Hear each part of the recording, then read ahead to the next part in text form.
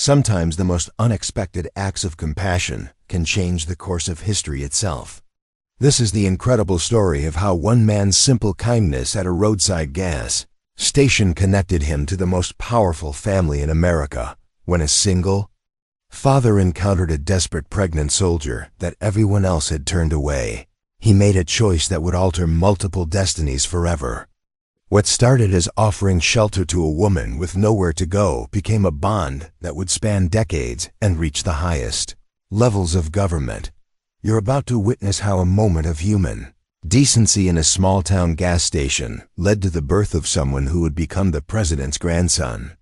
This story will restore your faith in the power of kindness and show that sometimes helping a stranger can literally change the world.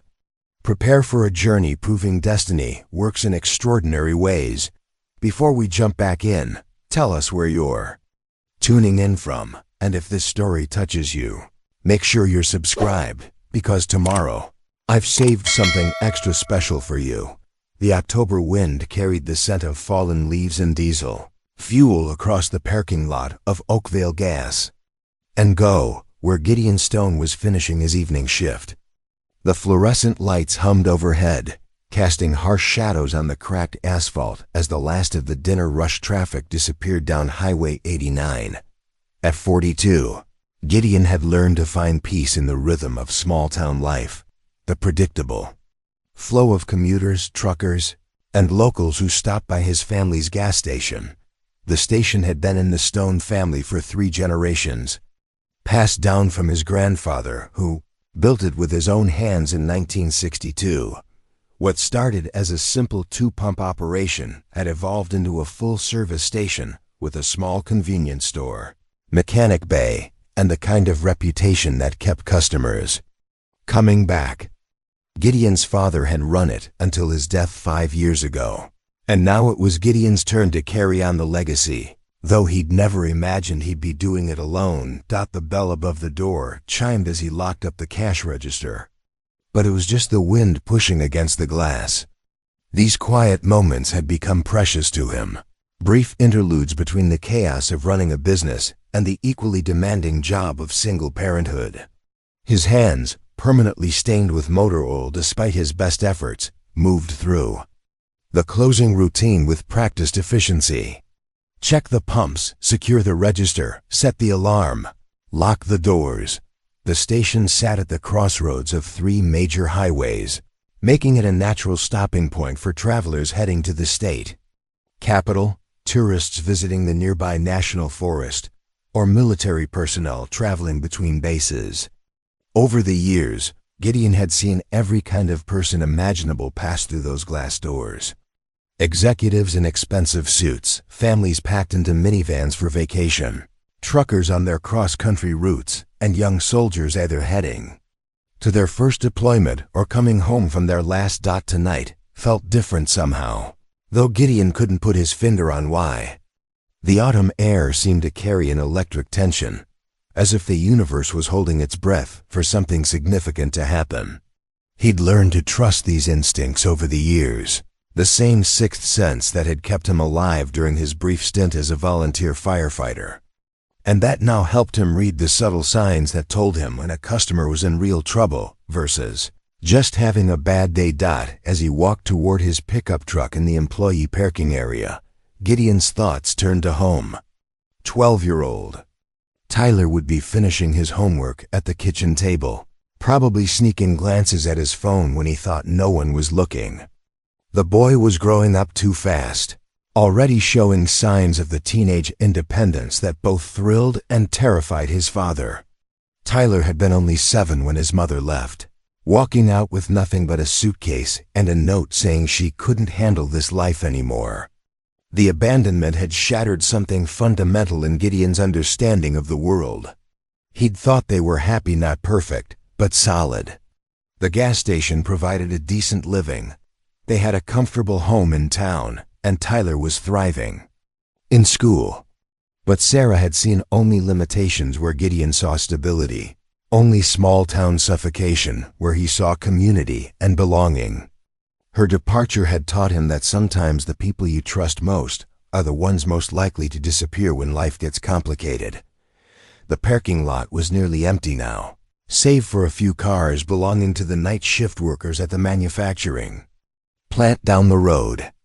Gideon paused beside his truck, keys in hand, taking in the familiar sight of his domain.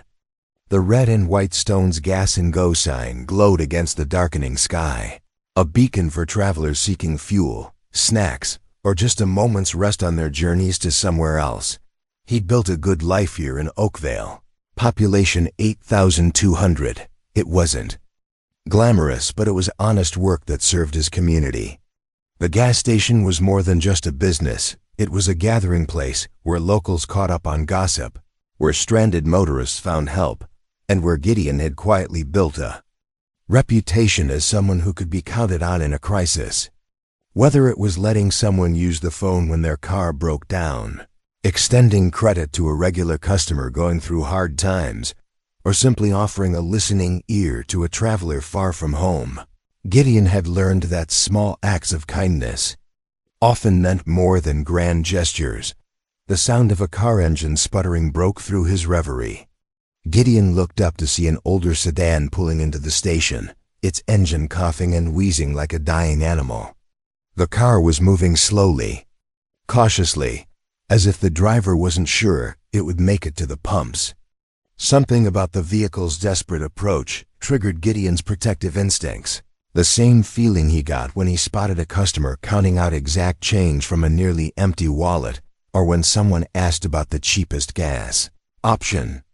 With genuine worry in their voice, as the sedan finally wheezed to a stop at pump number 3, Gideon could see through the windshield that the driver was a young woman, her hands gripping the steering wheel as if it were a lifeline. Even from a distance, something about her posture suggested exhaustion, desperation, and the kind of bone-deep weariness that comes from being on the road too long with nowhere safe to land. Gideon had seen enough people in crisis to recognize the signs, and every instinct told him that whatever brought this woman to his gas station on this particular October evening was about to change everything. He just didn't know yet how dramatically his own definition of everything was about to expand. Gideon Stone had learned to read people the way meteorologists read storm patterns, by watching for the subtle signs that preceded dramatic change. Growing up as the son of a gas station owner in Oakvale had given him a front-row seat to human nature in all its forms. Customers revealed themselves in how they treated minimum-wage employees, in whether they cleaned up their spills, and in the stories they told while waiting for their tanks to fill. But it was the loss of his wife Sarah that had truly taught him to recognize desperation in others. The months leading up to her departure had been filled with signs he'd missed or chosen to ignore. The way she'd stare out the kitchen window as if searching for escape routes, her increasing irritation with the rhythms of small-town life, and the growing distance in her voice when she talked about the future. When she finally left, Gideon realized he'd been so focused on maintaining their routine that he'd failed to see how trapped she felt within it. The worst part wasn't even the abandonment itself. It was the note she'd left explaining that she'd never wanted this small life and couldn't pretend anymore that it was enough. 20 years of marriage, and he'd apparently never known what she actually wanted. The revelation had shattered his confidence in his ability to truly understand the people he cared about most. Tyler had taken the abandonment even harder, though he'd tried to hide it behind the stoic facade that 12-year-old boys think makes them look tough. For months after Sarah left, Tyler would ask when she was coming home, as if her departure was just an extended vacation rather than a permanent choice. Gideon had struggled to find the right words to explain something he didn't understand himself. How do you tell your son that his mother chose to leave both of you behind without making him wonder what was wrong with him that made her want to go? The questions had eventually stopped, but Tyler's wariness around new people had intensified. He'd become fiercely protective of their small family unit, suspicious of anyone who showed too much interest in his father, and determined to prove that they didn't need anyone else to be complete. Gideon understood the impulse. He felt it too. But he also worried that his son was learning to view emotional investment as a dangerous gamble rather than a natural part of human connection. Running the gas station had become both sanctuary and prison for Gideon. The work was familiar and manageable, requiring the kind of practical problem-solving skills he'd inherited from his father and grandfather. Engines broke down in logical ways that could be diagnosed and repaired. Cash registers balanced at the end of each day. Inventory could be tracked and managed with precision. It was the human element that remained unpredictable and potentially dangerous. His father, Harold Stone, had built the business on relationships as much as reliability. Harold had known every regular customer by name, remembered their families and their troubles, and had never hesitated to extend credit or help to those in need. "People remember how you treat them when they're down," Harold used to say. "That's what builds loyalty that lasts generations." Preparing and narrating this story took us a lot of time, so if you are enjoying it, subscribe to our channel. It means a lot to us. Now back to the story. But Harold had also been married to the same woman for 45 years, had raised 3 sons who all stayed in town, and had died surrounded by a community that genuinely mourned his passing. Gideon's life had taken a different trajectory, marked by loss and abandonment rather than steady accumulation of connection and belonging. The gas station itself reflected both the family's history and Gideon's current limitations. The building was well maintained but showed its age, with vintage signage that customers found charming and mechanical equipment that required constant attention to keep running. The attached convenience store carried all the essentials plus a selection of local products that Harold had insisted on supporting: honey from the Johnson farm, jerky made by a veteran who'd started his business after returning from overseas, and coffee roasted by a local cafe that had been struggling to compete with the national chains. Gideon had kept all of his father's traditions, while adding a few of his own. He'd expanded the mechanic services to include basic car maintenance, knowing that many of his customers couldn't afford the higher prices charged by the dealerships in the county seat. He'd also started staying open later to accommodate the shift workers at the manufacturing plant, even though the late hours meant less time with Tyler. The balance between providing for his son and being present for him had become Gideon's greatest challenge. Tyler was at an age where he needed guidance and attention, but also craved independence and respect for his growing maturity. Some evenings when Gideon finally made it home from the station, he'd find Tyler already asleep, homework completed and dinner dishes washed, a level of self-sufficiency that impressed and worried him in equal measure. Their morning routine had become sacred ground for their relationship. Tyler would wake up early to have breakfast with his father before school, and they'd spend 30 minutes talking about everything from homework assignments to current events to Tyler's dreams of maybe becoming an engineer someday. These conversations were when Gideon felt most successful as a parent, when he could see glimpses of the thoughtful, compassionate young man his son was becoming despite the challenges they'd faced.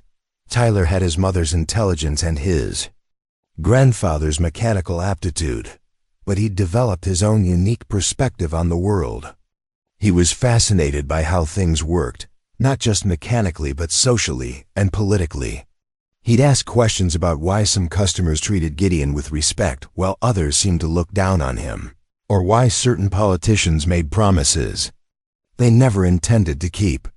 "Do you ever think about leaving here?" Tyler had asked just last week, the question catching Gideon off guard. "Do you want to leave?" Gideon had responded, uncertain whether the question reflected his son's desires or fears. "Not really," Tyler had said thoughtfully. "But I wonder sometimes if Mom was right about this place being too small for big dreams."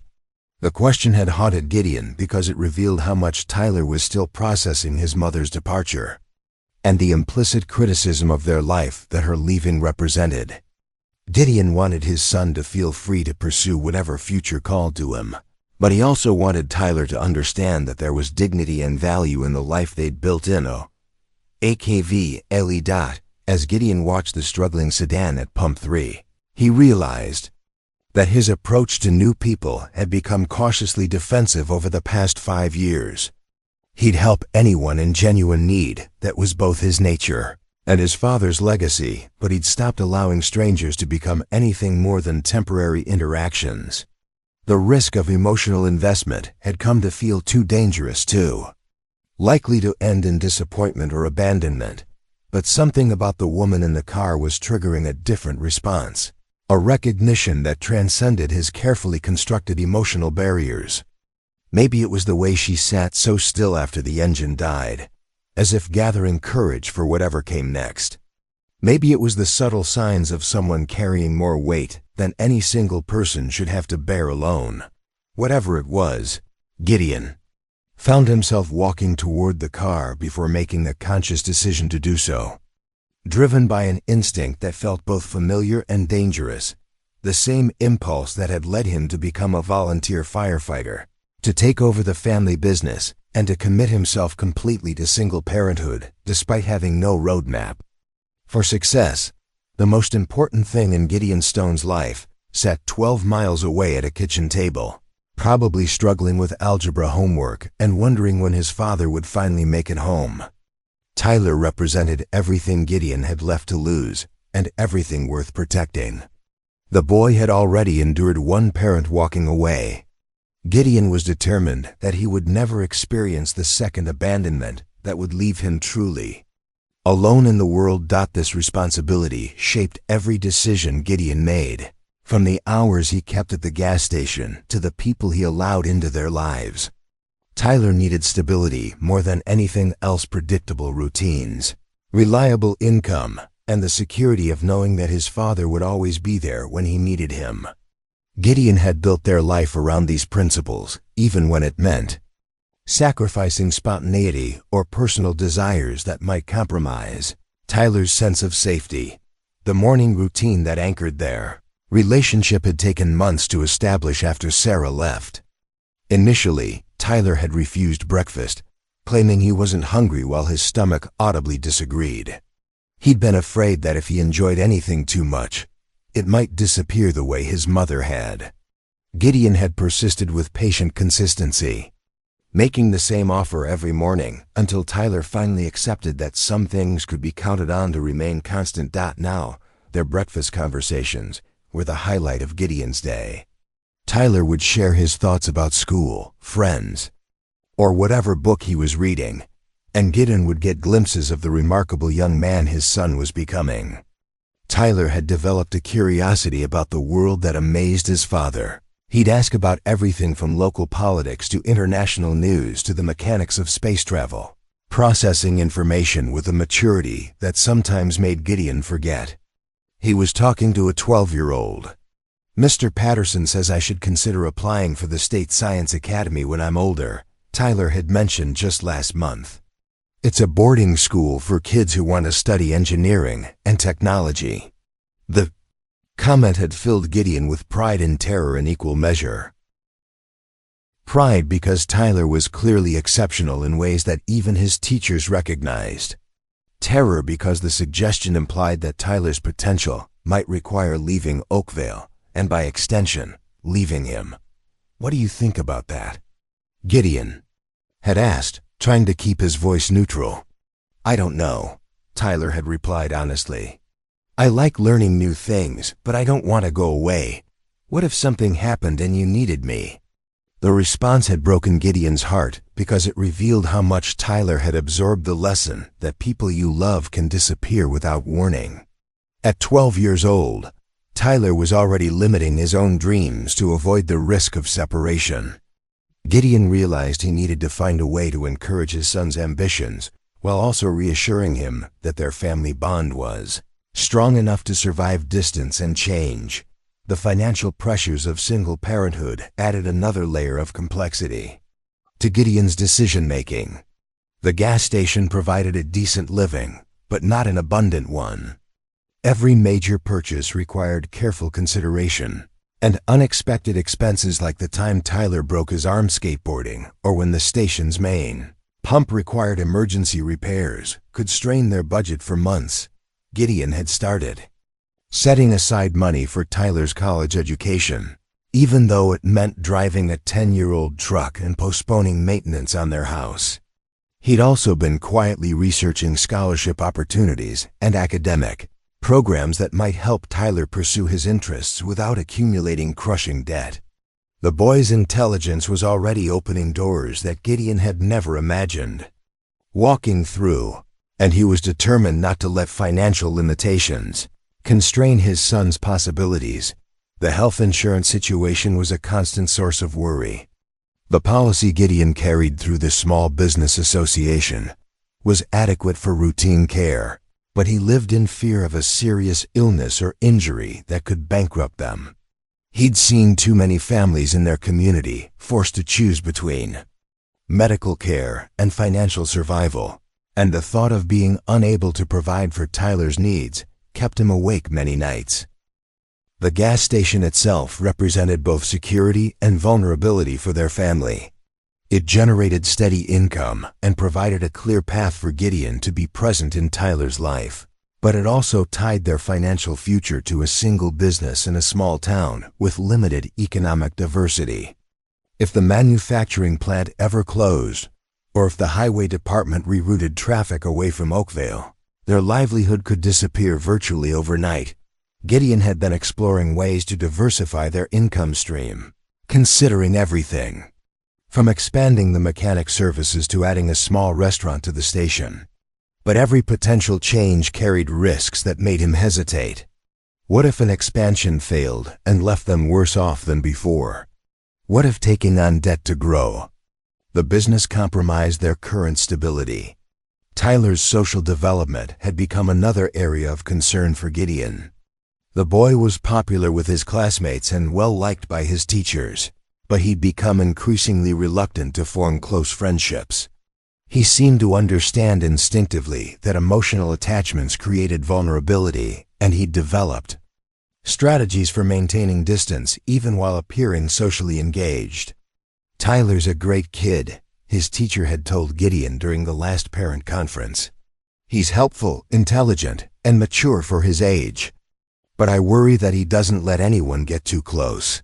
He seems to be protecting himself from something." The observation had confirmed Gideon's own fears about how Sarah's departure was affecting Tyler's ability to trust others. The boy had learned to be self-sufficient to an extraordinary degree, but self-sufficiency taken too far could become isolation. Gideon wanted Tyler to understand that while some people might leave, others were worth the risk of caring about. The question of whether to date again had become increasingly relevant as Tyler grew older and more curious about adult relationships. Gideon had received interest from several women in town. The librarian who always smiled when he brought Tyler to the book club meetings, the nurse who worked at Tyler's pediatrician's office, the new teacher who'd started volunteering at the fire department's community events. But every potential relationship carried the risk of another abandonment that would devastate Tyler just as he was beginning to heal from the first one. Gideon had decided that his son's emotional well-being took precedence over his own desire for companionship.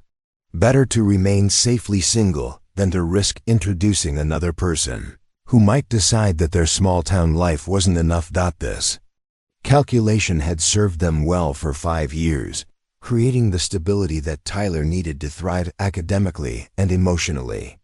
Their life was modest but secure, predictable but fulfilling. Gideon had learned to find satisfaction in Tyler's achievements and in the quiet respect he'd earned from his community.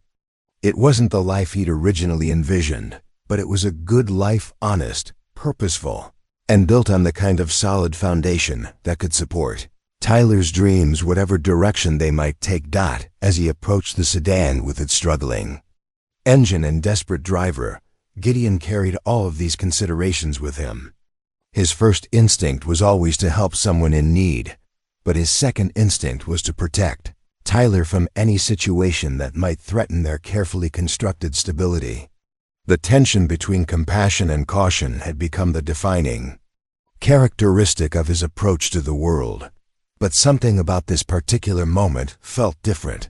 as if the usual calculations didn't apply. The woman in the car looked like she was carrying the kind of weight that Gideon recognized from his own experience, the exhaustion that comes from being solely responsible for someone else's welfare, the desperation of having nowhere safe to turn.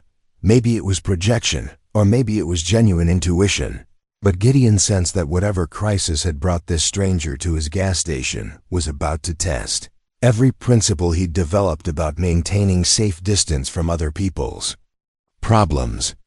And despite all his careful planning and protective instincts, he found himself walking toward a situation that felt both inevitable and potentially life-changing. The sedan's engine gave one final, rattling cough before dying completely, leaving an unusual silence in the gas station's parking lot.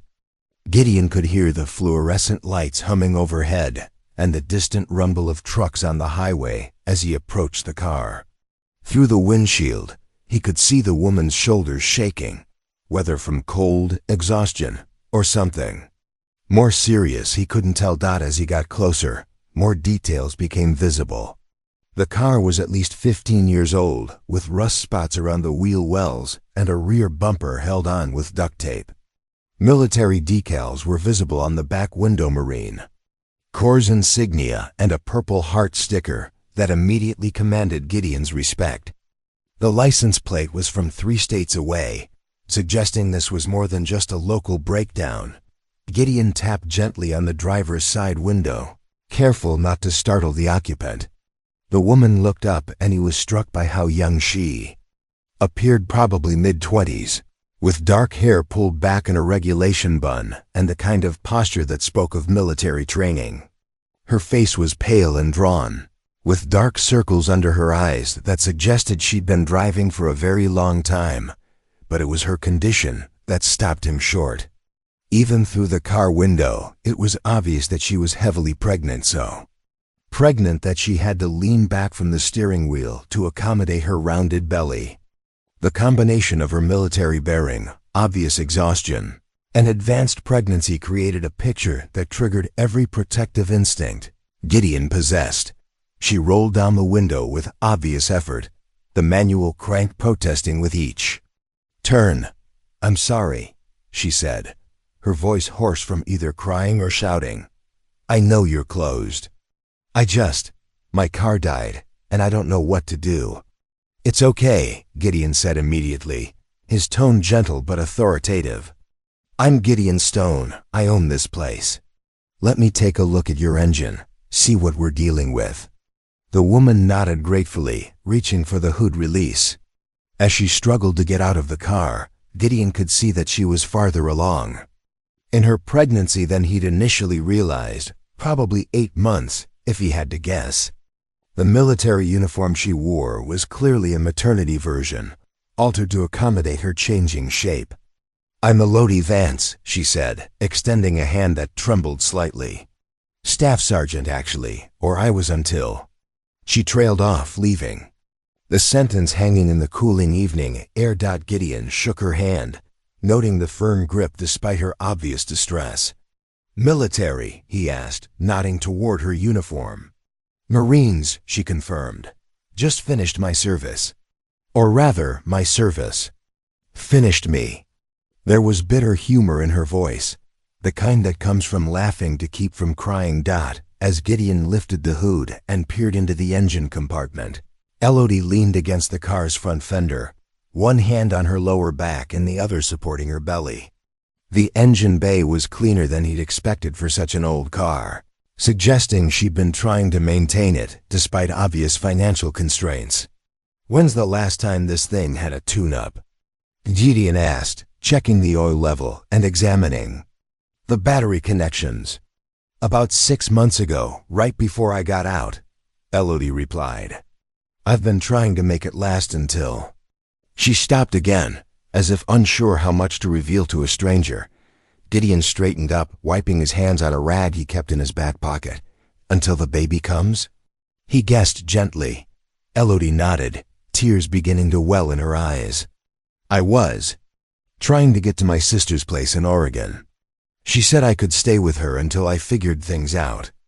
But the car's been acting up for the last 100 miles, and now. She gestured helplessly at the silent engine. How far along are you? Gideon asked, his concern shifting from mechanical to medical. 34 weeks, Elodie said. The baby's not due for another 6 weeks, but I've been having some contractions today.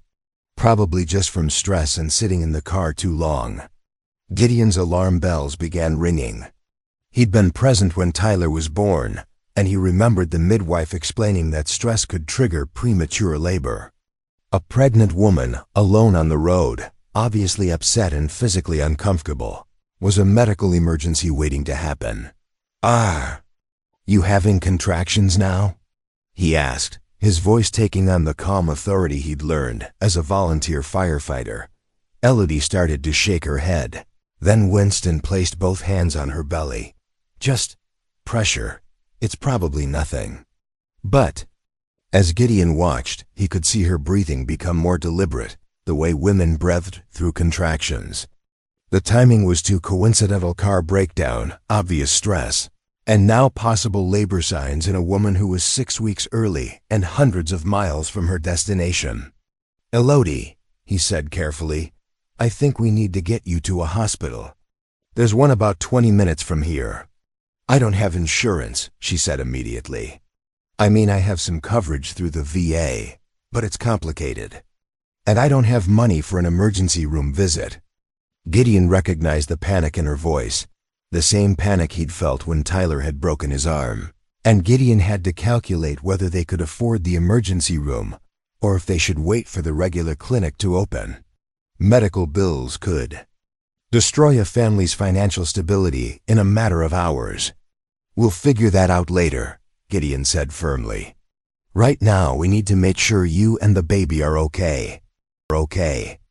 Another contraction hit, stronger this time, and Elodie gripped the car's fender with white knuckles. When it passed, she looked up at Gideon with fear in her eyes. "This wasn't supposed to happen like this," she whispered.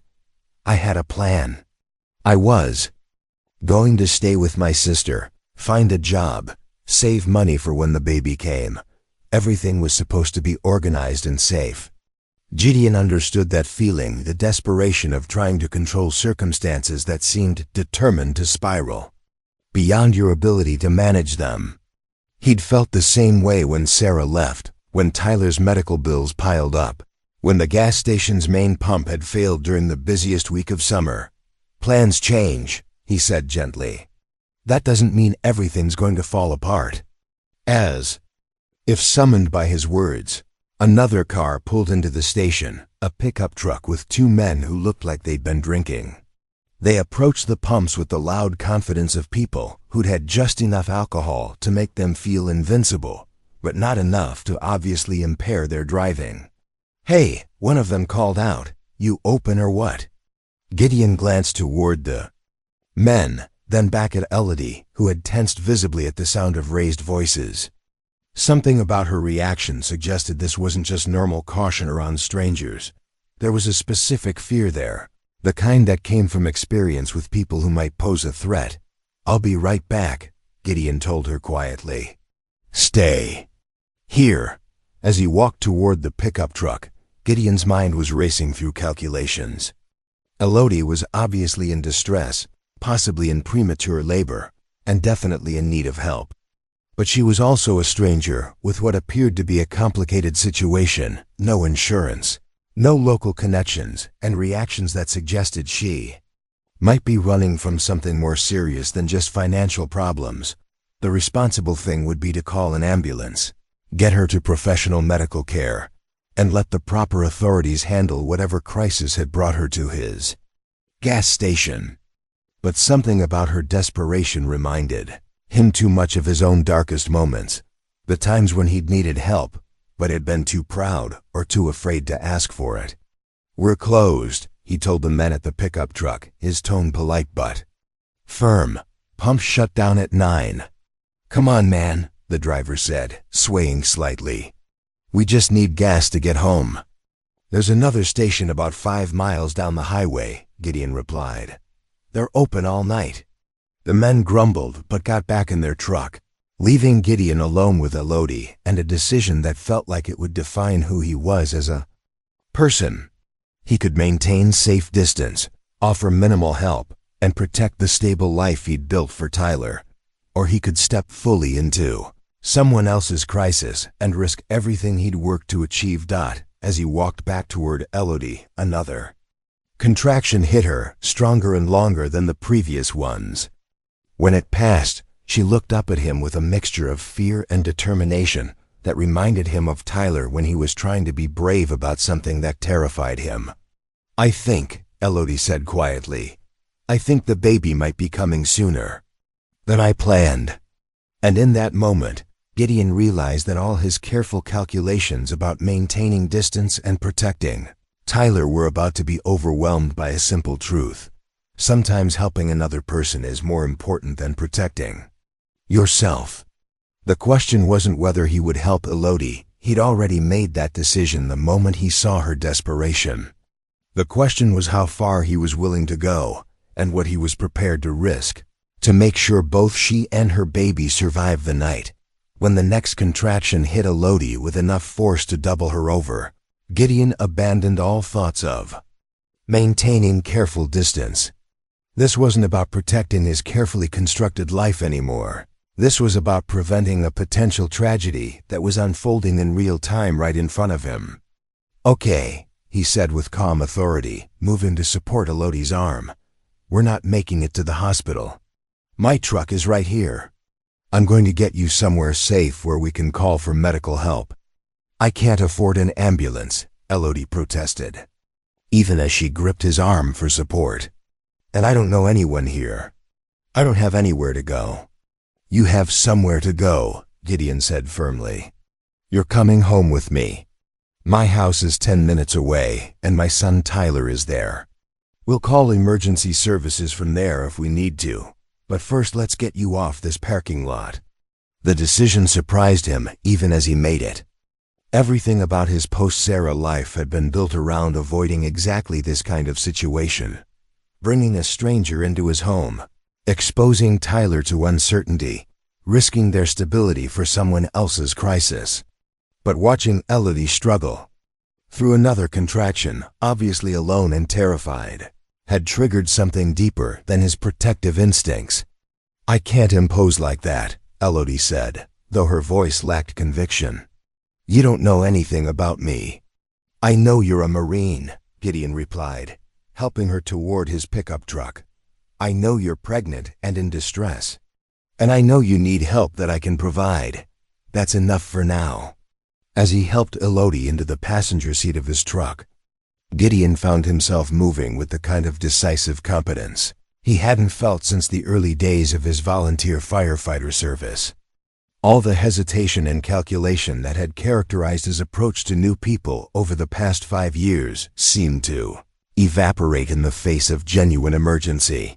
The drive to his house took 12 minutes that felt like hours. Elodie breathed through 2 more contractions during the trip, each one stronger and closer together than the last. Gideon kept up a steady stream of calm conversation, asking about her military service and sharing details about life in Oakville, anything to keep her focused on something other than the pain. "I was stationed at Camp Pendleton," Elodie managed between contractions. "Did 2 deployments overseas. Never thought I'd end up having my baby in the middle of nowhere with a complete stranger." "You're not in the middle of nowhere," Gideon corrected gently. "You're in Oakville, and you're with someone who's going to make sure you and your baby are safe. Sometimes that's how life works. The people who are supposed to help you aren't there, and the people who are there become the ones who matter." When they pulled into Gideon's driveway, Tyler appeared in the front window, clearly curious about why his father was bringing home a passenger. Gideon could see the boy's face cycling through confusion, concern, and something that might have been excitement at this break from their normal routine. "Tyler," Gideon called as he helped Elodie out of the truck. "I need your help. We have a medical situation." To his credit, Tyler responded immediately, opening the front door and helping to clear a path as Gideon guided Elodie into the house. The boy's eyes widened when he saw how pregnant Elodie was. But he didn't ask questions, just moved quickly to help however he could. "Should I call 911? Tyler asked, his voice calm but alert. "Not yet," Gideon replied. "Let's get Elodie settled first and see what we're dealing with." The living room suddenly felt like a medical triage area as Gideon helped Elodie onto the couch. Tyler brought pillows and a glass of water without being asked, his natural helpfulness emerging despite the unusual circumstances. Gideon found himself proud of his son's mature response to an unexpected crisis. "I'm Tyler," the boy said to Elodie, offering her the water. "My dad's really good in emergencies. He used to be a volunteer firefighter." "I'm Elodie," she replied, accepting the water gratefully. "Thank you for helping. I know this must be strange for you." "Not really," Tyler said with the matter-of-fact tone of someone who'd learned to adapt quickly to changing circumstances. "Dad always says we help people who need it. That's what families do." The simple statement hit Gideon with unexpected force. Without realizing it, Tyler had just articulated the principle that had guided Gideon's decision to bring Elodie home, not the careful calculation of risks and benefits, but the fundamental belief that family meant being there for people who needed you, even if they weren't technically family yet. Another contraction gripped Elodie, this one lasting nearly a minute and leaving her breathing hard when it passed. Gideon timed it carefully, noting that they were now coming every 4 minutes and increasing in intensity. "Elodie," he said gently, "I think we need to seriously consider that this baby is coming tonight. Are you okay with me calling my friend Sandra? She's a nurse at the county hospital, and she lives about 10 minutes away." "I don't want to cause trouble for anyone else," Elodie whispered, tears streaming down her face. "This is all wrong. I was supposed to have everything figured out before the baby came." Tyler moved closer to the couch, his expression serious beyond his years. "My mom left when I was 7, he said quietly. "Dad didn't have everything figured out either, but we learned that sometimes having a plan isn't as important as having people who care about you." The wisdom in Tyler's words stunned both adults into silence. Here was a 12-year-old boy offering comfort to a stranger, based on his own experience with family disruption and unexpected change. Gideon realized that his son had been watching and learning from every decision he'd made over the past 5 years, absorbing lessons about resilience and compassion that were now emerging in this crucial moment. "Tyler's right," Gideon said, reaching for his phone. "Plans are good, but people are better. And right now, you have people." As he dialed Sandra's number, Gideon caught sight of himself in the hallway mirror and barely recognized the man looking back at him. For 5 years, he'd been focused on maintaining control, protecting what he had, and avoiding the kind of emotional risks that could lead to loss and disappointment. But in the space of 30 minutes, he'd invited a complete stranger into his home, enlisted his son as a medical assistant, and committed himself to helping deliver a baby. The transformation felt both terrifying and liberating. All the careful boundaries he'd constructed were crumbling, replaced by something that felt more authentic to who he'd been before grief and abandonment had taught him to be cautious. This was the man who'd run toward burning buildings, who'd marry his high school sweetheart despite everyone saying they were too young, who'd taken over the family business because it needed someone who cared about more than just profit. "Sandra," he said when the call connected, "it's Gideon. I need your help. I have a woman here who's about 34 weeks pregnant, and I think she's in labor." As he described the situation to Sandra, Gideon watched Tyler continue to comfort Elodie, offering her small sips of water and talking quietly about everything except the obvious medical crisis unfolding. The boy's natural empathy was emerging in ways that made Gideon realize how much Tyler had been holding back, protecting himself from caring too much about people who might leave. But tonight, faced with someone who genuinely needed help, Tyler was letting his guard down and revealing the compassionate, capable young man he was becoming. Watching his son rise to meet this unexpected challenge, Gideon understood that his protective approach over the past 5 years might have been shielding Tyler from potential hurt, but it had also been preventing him from discovering his own capacity for making a difference in other people's lives. "Sandra's on her way," Gideon announced after ending the call. "She's bringing medical supplies and enough experience to handle whatever happens tonight." "Thank you," Elodie whispered, reaching out to grip both Gideon's and Tyler's hands. "I don't understand why you're doing this for a stranger, but thank you." "You're not a stranger anymore," Tyler said with simple certainty. "You're someone who needed help, and we helped. That makes you family." As another contraction began to build, Gideon realized that Tyler had just articulated something profound about how families are actually formed, not through careful planning and risk assessment, but through showing up for each other when it matters most. Tonight, in their living room, a new kind of family was being born along with Elodie's baby, built on the foundation of crisis, compassion, and the willingness to extend themselves beyond their comfortable boundaries. Whatever happened next, Gideon knew that this night had already changed them all in ways that couldn't be undone. The question was no longer whether they should have gotten involved, but how far they were willing to go to ensure that the story unfolding in their living room had the best possible ending. Sandra Martinez arrived with the efficiency of someone who'd spent 15 years responding to medical emergencies. She swept into the house carrying a large medical bag and an air of calm competence that immediately reduced the tension in the room. At 45, Sandra had seen enough births to know when a situation was manageable and when it required immediate hospital intervention. "Gideon Stone, what have you gotten yourself into this time?" she asked with fond exasperation, though her eyes were already assessing Elodie's condition. "And you must be our mama-to-be." "I'm Sandra Martinez, registered nurse and apparently tonight's midwife." Elodie managed a weak smile between contractions. "Staff Sergeant Elodie Vance, and I'm really sorry about this. I know it's not exactly a normal Thursday evening." "Honey, normal is overrated," Sandra replied, snapping on surgical gloves. "Tyler, I need you to boil some water and find me the cleanest towels in the house.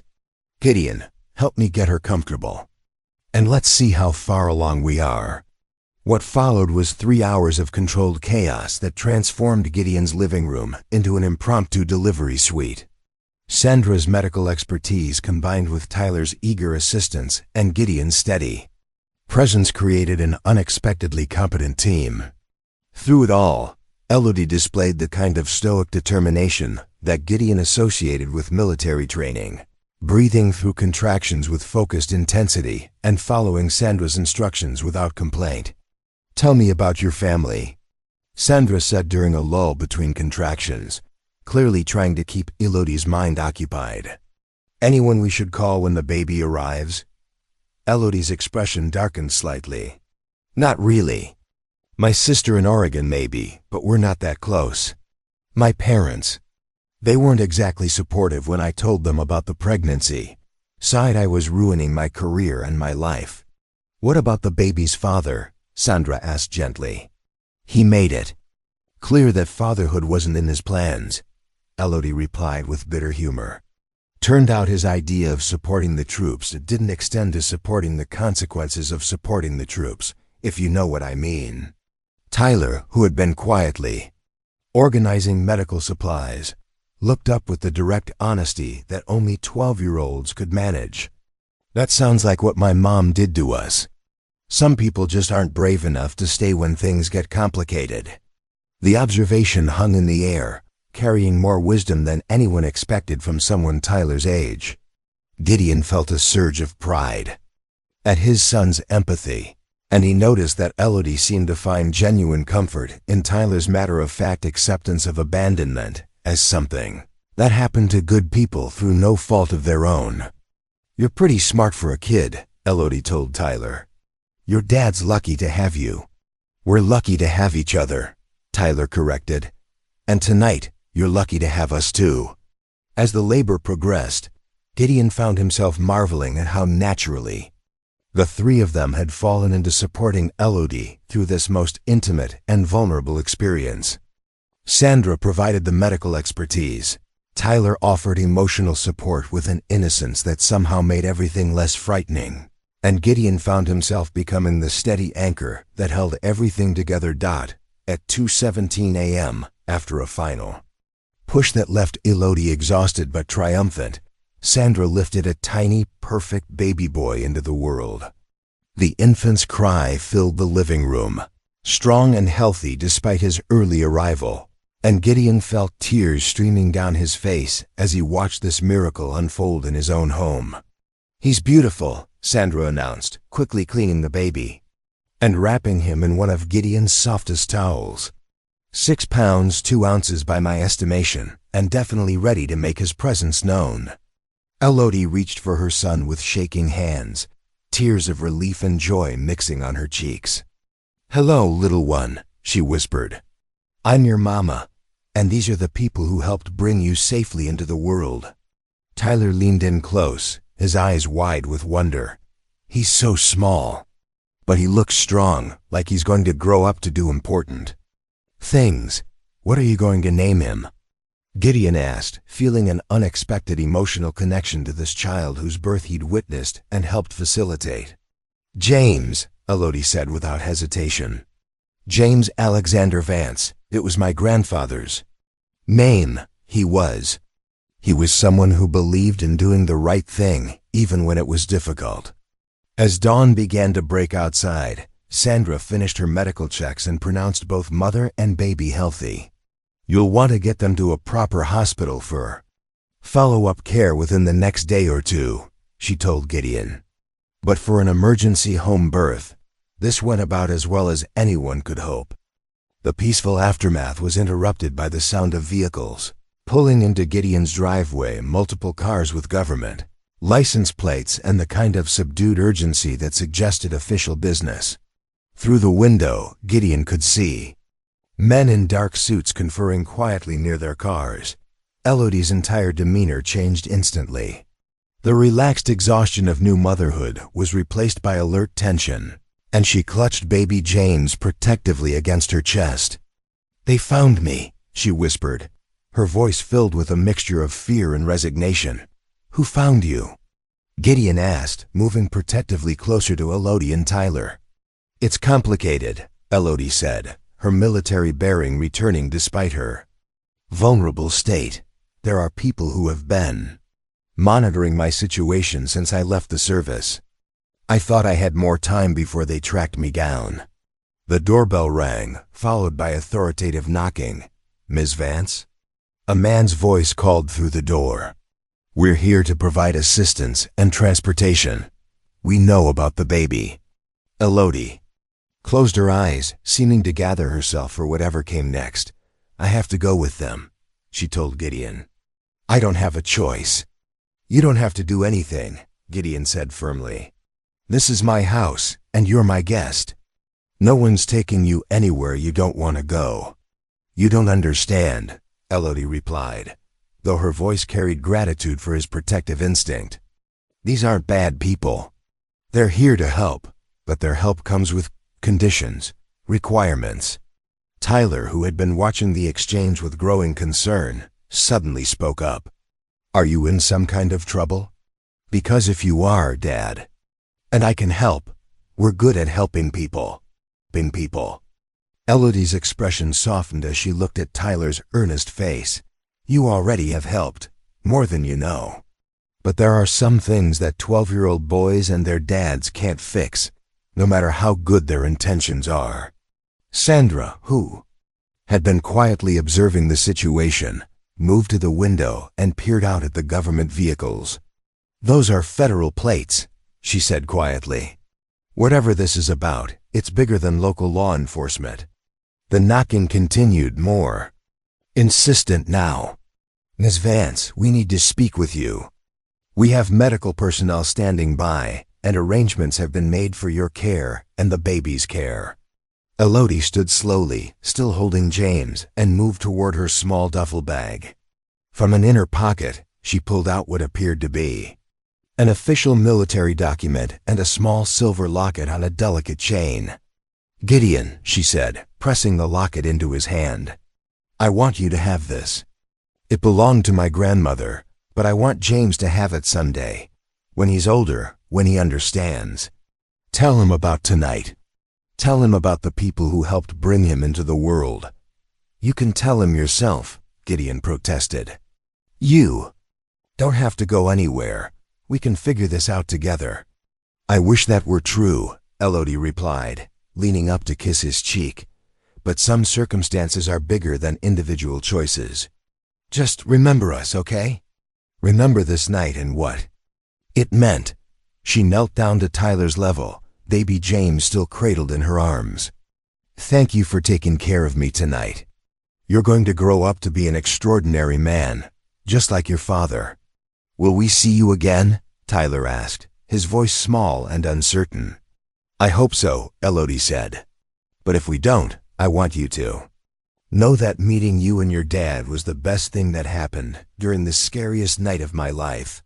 The front door opened, and two men in suits entered, followed by a woman in medical scrubs carrying what appeared to be a portable incubator. Their movements were efficient but respectful, clearly designed to minimize disruption while accomplishing their objective. "Miss Vance," the lead agent said, his tone formal but not unkind. "We've been authorized to provide immediate medical care and transportation to a secure facility where you and the baby will be safe." "Safe from what?" Gideon demanded, stepping protectively between the agents and Elodie. "From public attention that could compromise both Miss Vance's privacy and her son's future security," the agent replied. "There are circumstances surrounding this situation that require discretion." Elodie placed a gentle hand on Gideon's arm. "It's okay," she told him. "I knew this day would come. I just hoped I'd have more time to prepare."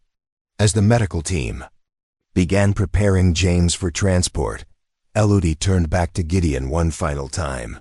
"The document I gave you," she said quietly. "Keep it safe. Someday, it might be important for James to have it." Gideon looked down at the official paper in his hand. It appeared to be some kind of military service record with several official seals and signatures. The header read "Classified Personnel File," but the rest was difficult to make out in the dim light.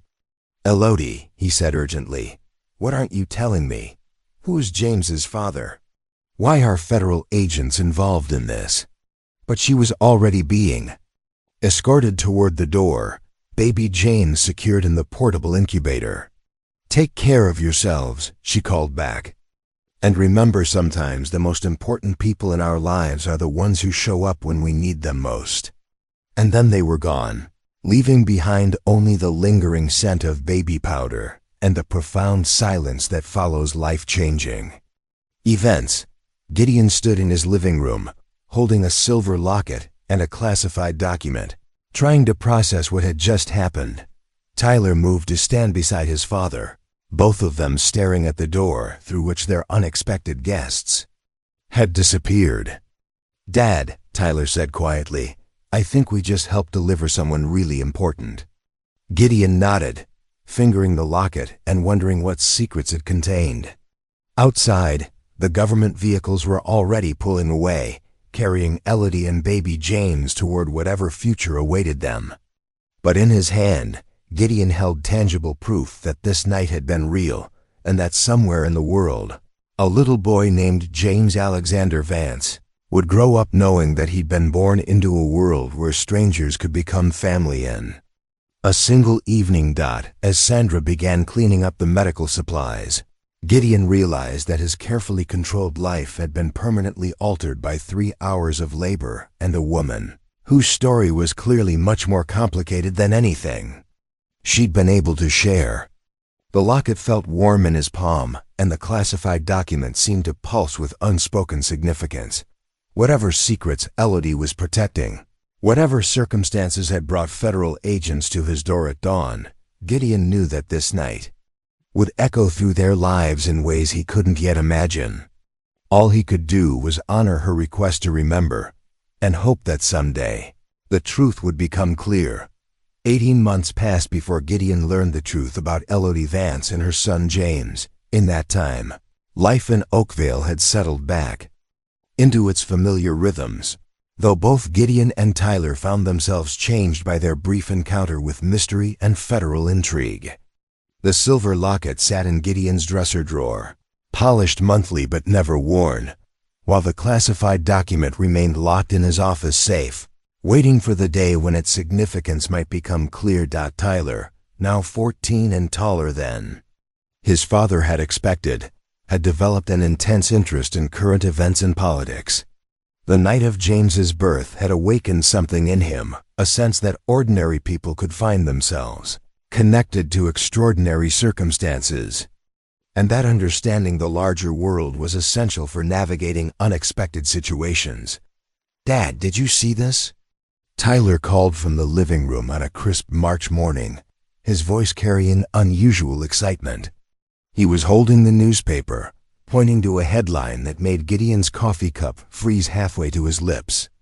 "President's son announces engagement to war hero Marine."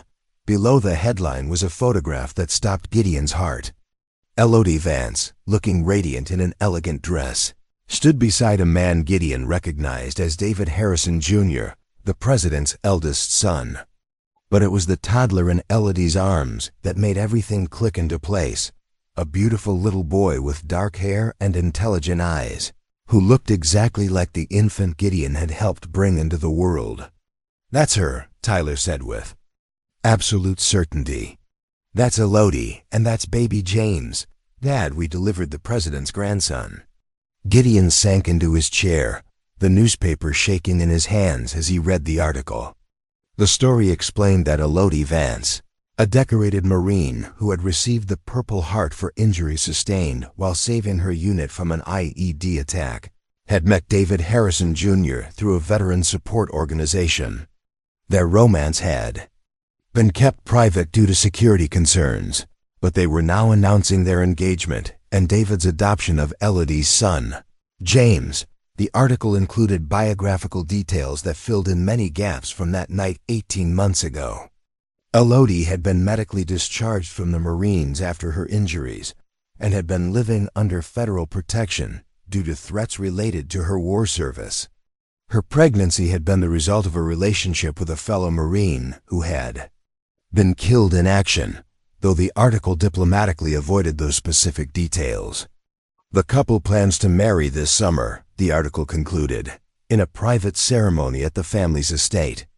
Young James, who will officially become James Alexander Harrison following the adoption, is said to be the joy of his grandfather's life, with the president frequently referring to him as the future of the Harrison family legacy."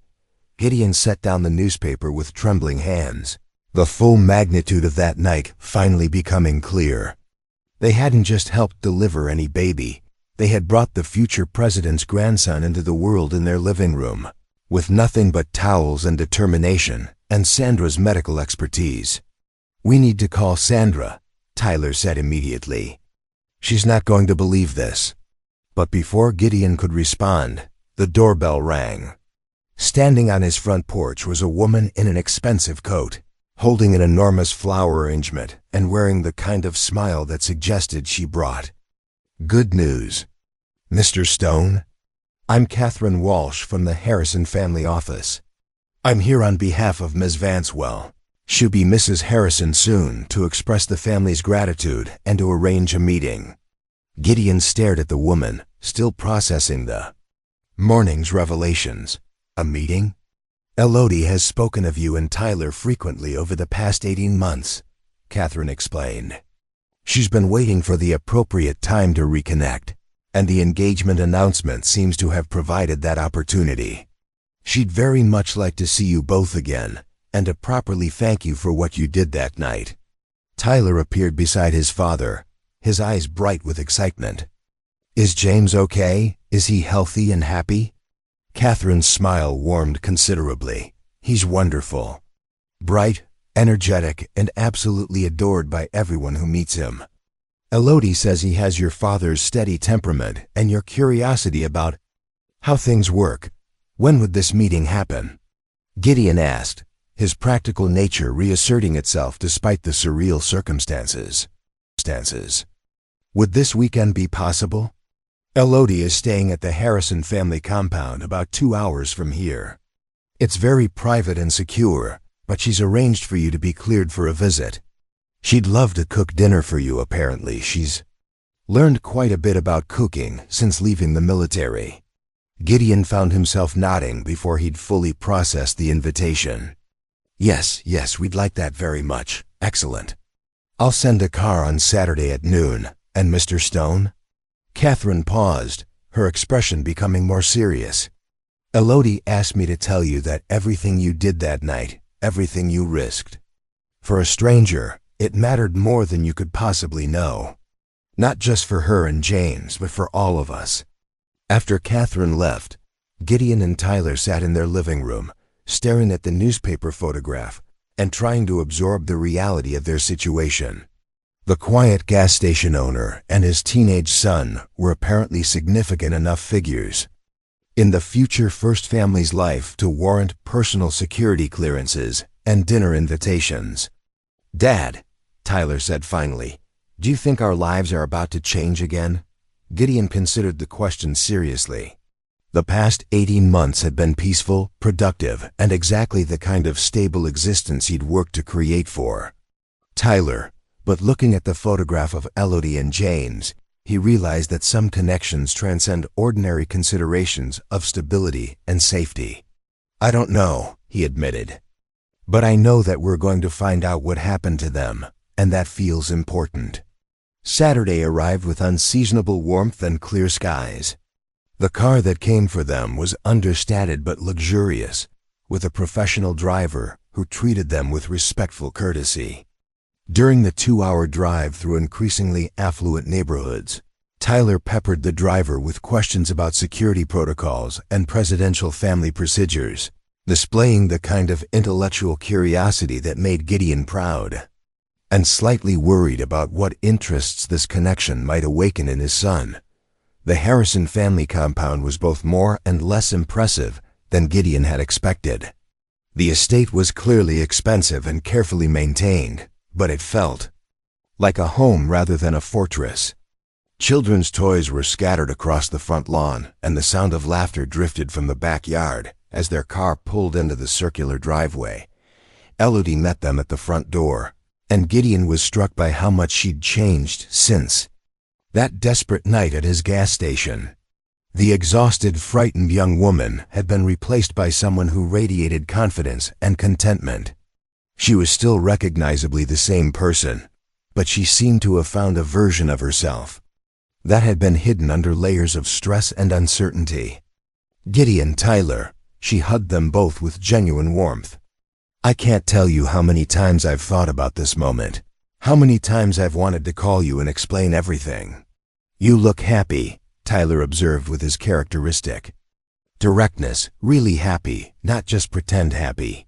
Elodie laughed, the sound free and unguarded. "I am happy. Happier than I thought possible.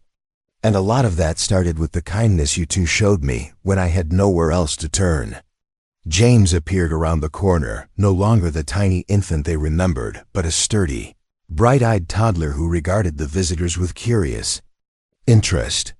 He was beautiful, clearly healthy and well cared for, and there was something about his alert expression that reminded Gideon of Tyler at that age.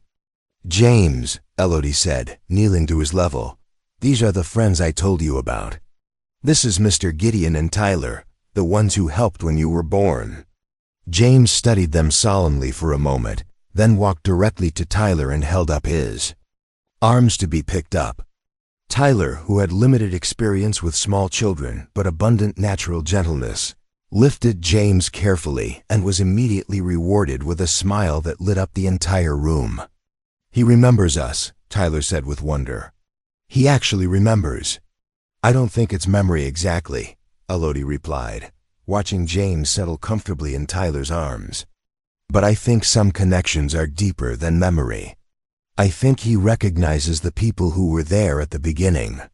As they moved into the house, Gideon was introduced to David Harrison Jr., who turned out to be everything Gideon had hoped he would be: genuinely kind, clearly devoted to both Elodie and James, and possessed of the sort of easy confidence that came from a lifetime of being raised to serve others rather than simply being served. "I've heard so much about that night," David said, shaking Gideon's hand with obvious respect. "What you did for Elodie and James, opening your home to a stranger in crisis. It says everything about who you are as people." "Anyone would have done the same thing," Gideon replied, though he knew that wasn't entirely true. "No," David said seriously. "Not everyone would have. And that's what makes what you did special." The afternoon unfolded with surprising naturalness. Despite the obvious wealth and security surrounding them, Elodie and David had created a home environment that felt warm and unpretentious. James delighted in showing Tyler his toys and books, and Tyler responded with the kind of patient attention that made Gideon realize his son would probably be an excellent father someday. Over dinner, which Elodie had indeed prepared herself with considerable skill, the adults talked about everything from current events to parenting challenges to the adjustments required when private family moments become matters of national security. Throughout the conversation, Gideon was struck by how normal everything felt, despite the extraordinary circumstances that had brought them together. "I have something for you," Elodie said as the evening wound down. She disappeared into another room and returned with a small wrapped package. "I know you kept the locket I gave you that night. This is something to go with it." Inside the package was a silver frame containing a photograph, the four of them from earlier that day, with James in Tyler's arms and all of them laughing at something David had said. But it was the inscription on the frame that made Gideon's throat tighten with emotion. "For Gideon and Tyler Stone, who showed us that family isn't just about blood. It's about being there when it matters most. With love and eternal gratitude, Elodie, David, and James." "There's something else," Elodie added, her voice becoming more serious. "David and I have talked about this extensively, and we'd like James to know Tyler as he grows up. Not for publicity or political reasons, but because Tyler was there the night James was born, and that creates a bond that we don't want James to lose." She looked directly at Gideon. "We'd like Tyler to be James's big brother, officially. Not legally, we know that's complicated, but in all the ways that matter. Birthday parties, family gatherings, someone James can call when he needs advice from someone who isn't his parents." Tyler's eyes went wide. "You want me to be his big brother?" "We want you to be his family," David said simply. "The way you already became family that night when he was born." As they drove home that evening, both Gideon and Tyler were quiet, processing the day's revelations and invitations. The silver frame sat carefully secured between them, and Gideon found himself thinking about the unexpected ways that single acts of kindness could ripple through time and create connections that transcended ordinary social boundaries. "Dad," Tyler said finally, "I think we're going to be part of something really important." Gideon nodded, understanding that his son wasn't talking about the political implications of their connection to the Harrison family, but about the deeper significance of being trusted with a role in James's life and development. "Are you okay with that?" Gideon asked. "I think it's what we're supposed to do," Tyler replied with the quiet certainty that had characterized his response to crisis since he was 7 years old. "Help people. Be there for family. Make sure James grows up knowing that there are people he can count on." As they turned into their driveway in Oakville, Gideon realized that their small, carefully constructed life was about to expand in ways he'd never imagined. But looking at Tyler's excited expression and remembering James's comfortable acceptance of their presence, he found himself looking forward to the expansion rather than fearing it. Some changes, he thought, were worth the risk. The months following their reunion fell into a rhythm that surprised Gideon with its naturalness. What had begun as an extraordinary circumstance gradually became an integral part of their lives. woven into the fabric of their days with the seamless integration that characterizes genuine family relationships. Every other weekend, Tyler would take the train to spend Saturday and Sunday at the Harrison compound, returning home Sunday evening with stories about James's latest developmental milestones and adventures. The visits had started as something of an experiment with everyone, cautiously optimistic but uncertain about how sustainable the arrangement would be. Instead, Tyler had proven to be exactly the kind of big brother James needed, patient enough to read the same story 5 times in a row, energetic enough to keep up with a toddler's boundless curiosity, and mature enough to handle the unique challenges of being part of a family constantly under public scrutiny. "James said his first complete sentence today," Tyler announced one Sunday evening, barely containing his excitement as Gideon picked him up from the train station. He said, "Tyler, come back soon." And Elodie said he's been practicing it all week. All week. Gideon smiled, noting how naturally Tyler had shifted into the role of protective older sibling. The boy who had been cautious about emotional attachments for years was now completely invested in James's welfare and development, calling during the week to check on him and planning activities for their next visit together. The relationship had evolved beyond the initial gratitude that motivated Elodie's reconnection. Both families had discovered that they genuinely enjoyed each other's company, and that the circumstances of James's birth had created a foundation for friendship that transcended their very different social circumstances. Elodie had proven to be surprisingly down-to-earth despite her engagement to the president's son.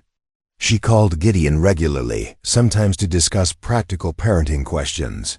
She valued his experience as a single father navigating the challenges of raising a thoughtful, intelligent boy, and sometimes simply to maintain the connection that had become important to all of them. "James keeps asking when he can visit Oakvale and see the gas station where Tyler lives," Elodie told Gideon during one of their weekly phone conversations. "He has this idea that Tyler's house is the most exciting place in the world because it's where he was born." "He's welcome anytime," Gideon replied, though they both understood the security complications that made such visits challenging. Tyler would love to show him around town, introduce him to Sandra, maybe teach him how to check tire pressure. The limitations imposed by James's security needs had required creative solutions for maintaining their relationship. Video calls had become a regular feature of Tyler's evening routine, with James insisting on saying goodnight to his big brother Tyler before bedtime. During these calls, Tyler would read stories, help James practice counting, or simply listen as the toddler chattered about his day. David Harrison Jr. had exceeded Gideon's expectations in every way. Despite his privileged background and demanding career in public service, David had embraced his role as James's father with genuine dedication and surprising humility. He frequently sought Gideon's advice about parenting decisions, treating him as an experienced mentor rather than a social subordinate. "You raised Tyler to be thoughtful and confident without being entitled," David told Gideon during one of their conversations. "That's exactly the kind of man I want James to become. You've given us a blueprint for how to do it right." The praise was gratifying, but more importantly, Gideon appreciated David's recognition that effective parenting transcended economic circumstances. The lessons about integrity, empathy, and resilience that Gideon had tried to instill in Tyler were equally valuable in preparing James for a life of public service and scrutiny. Elodie's wedding planning had become a source of both excitement and anxiety for the extended family they'd created. The ceremony would be small and private, but Elodie had asked Tyler to serve as James's escort down the aisle, a role that thrilled Tyler while also making him nervous about the responsibility. "What if I drop him?" Tyler worried during one of their evening conversations about the upcoming wedding. "What if he gets scared and starts crying? What if I mess up in front of the president?" "You've been taking care of James for months," Gideon reminded him. He trusts you completely. And if something unexpected happens, you'll handle it the same way you always do, calmly and competently. The wedding had also prompted discussions about the future of their relationship and what role Gideon and Tyler would play in the Harrison family's life long term.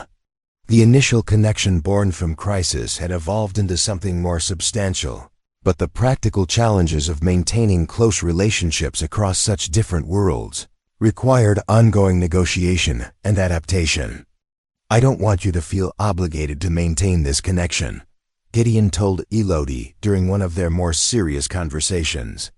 "Tyler and I care about you and James tremendously, but we understand that your lives are complicated in ways ours aren't." "That's exactly why this relationship is so important," Elodie replied.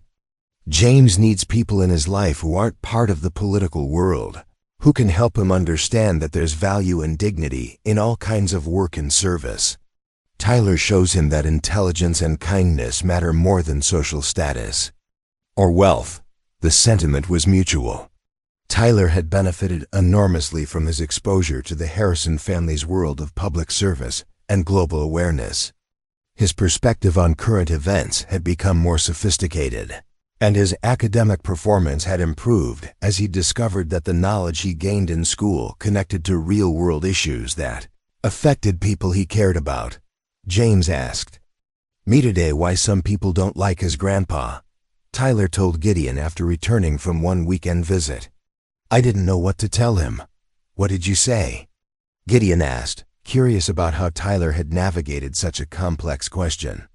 "I told him that being president means making decisions that some people agree with and some people don't, but that the most important thing is trying to do what's right for everyone, even when it's hard," Tyler replied.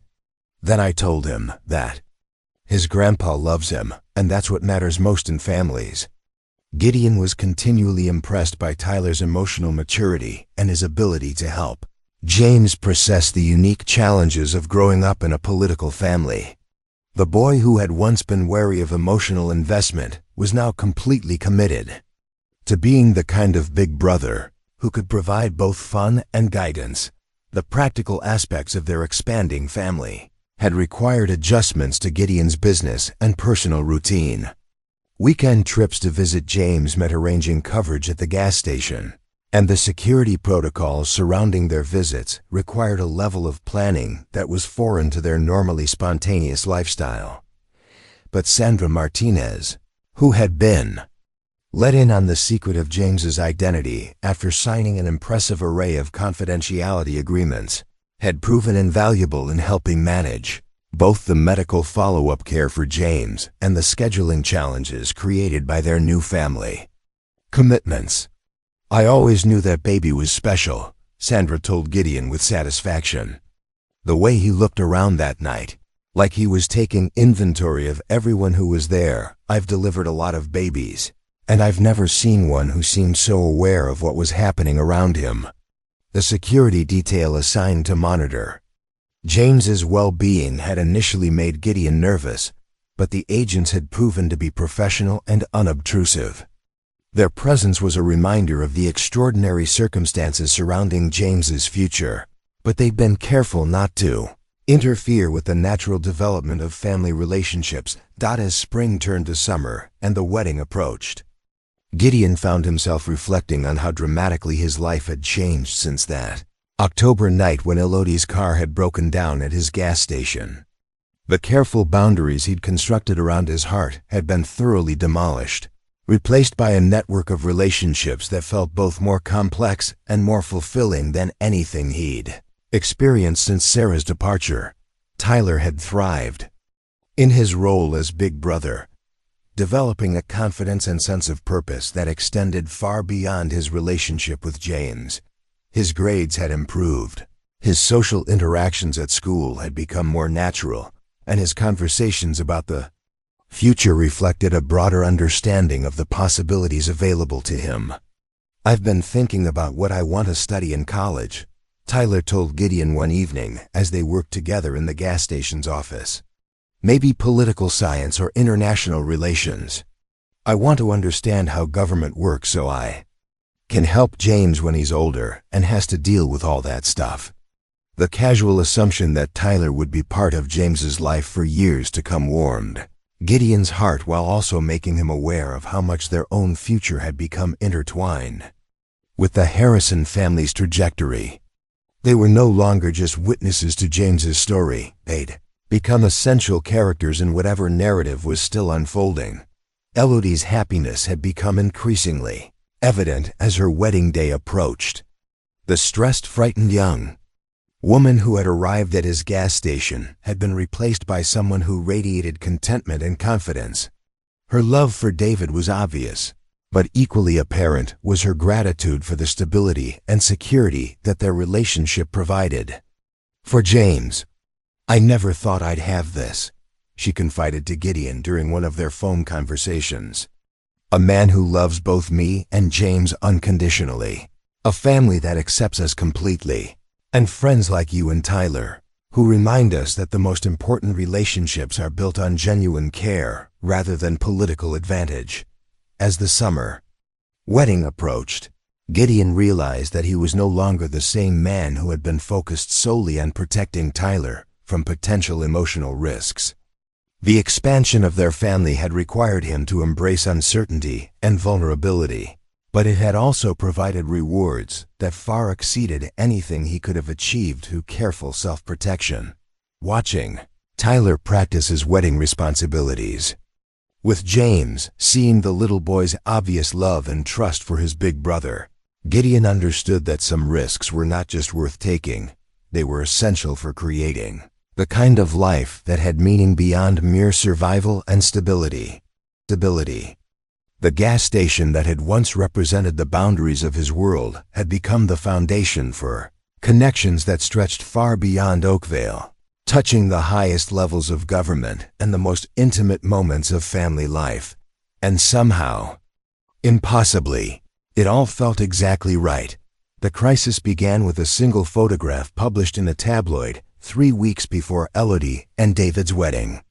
The image, grainy but unmistakable, showed Tyler carrying James across the Harrison compounds lawn while Gideon walked beside them, all three clearly comfortable and familiar with each other. The headline read, "First Family Secret, President's Grandson's Mysterious Big Brother Connection." Gideon first learned about the story when his phone started ringing at 5:30 a.m. on a Tuesday morning. The caller was Catherine Walsh from the Harrison family office, her usually composed voice tight with barely controlled frustration. "Mr. Stone, I'm calling to warn you that you're about to receive significant media attention," Catherine said. Without preamble, "Someone has leaked photographs and information about your relationship with the family. We're working to contain the situation, but I wanted you to be prepared." Within hours, news vans lined the street outside Stone's Gas and Go, and reporters had descended on Oakville like an invading army. Every customer who stopped for gas was questioned about Gideon and Tyler's character, their financial situation, and their connection to the Harrison family. The local diner became an impromptu media headquarters, with journalists offering increasingly large sums for exclusive interviews with anyone who knew the Stone family personally.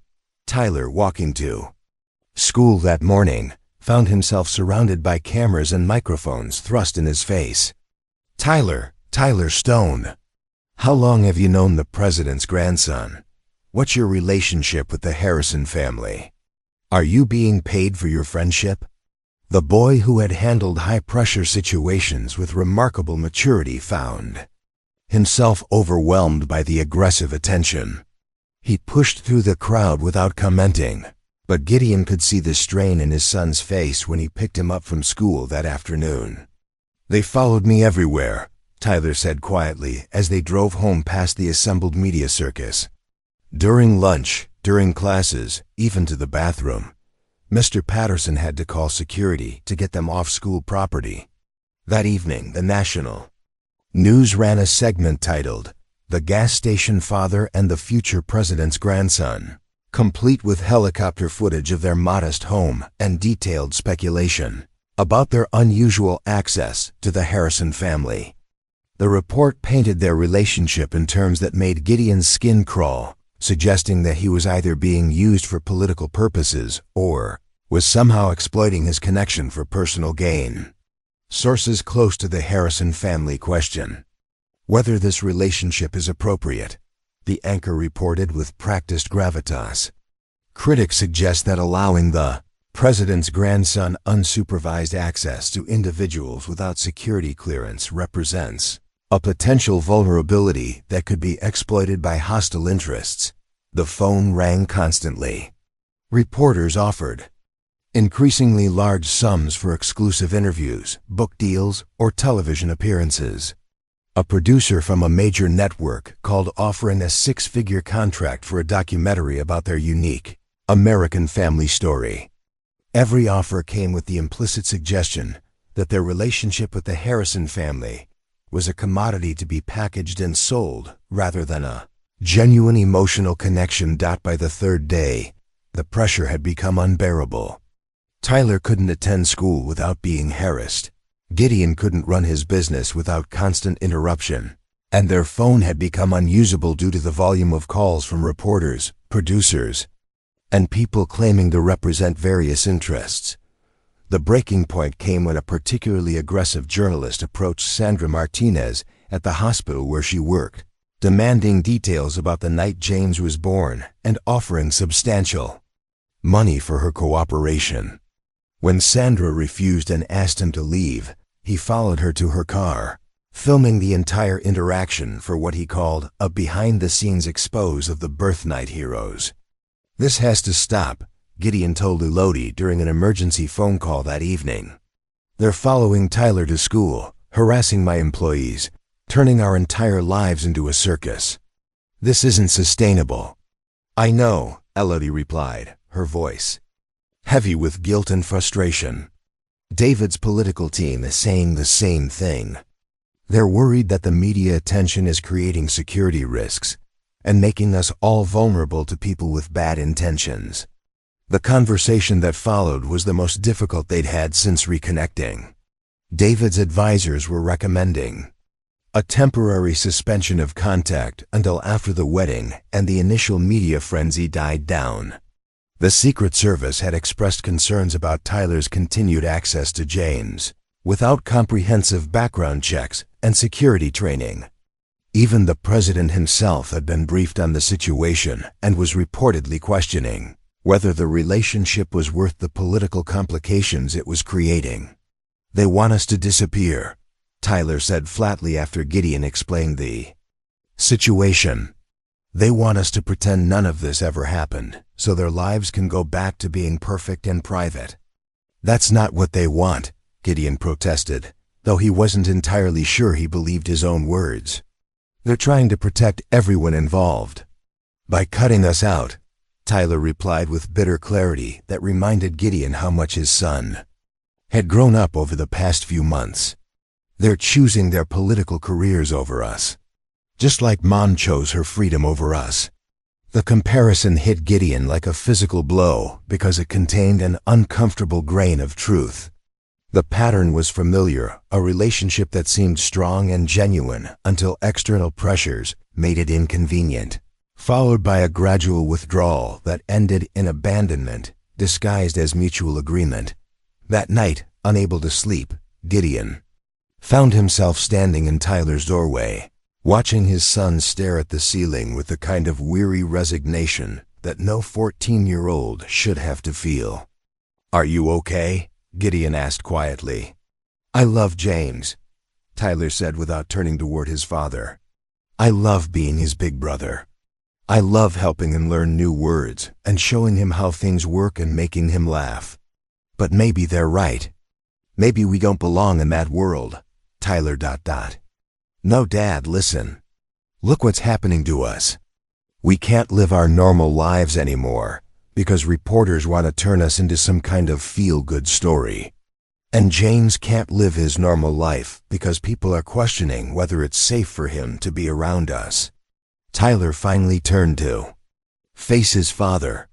Maybe the best thing we can do for him is step away. The next morning brought new complications. A political talk show had dedicated an entire segment to analyzing the security implications of the Harrison family's connection. To unvetted civilians.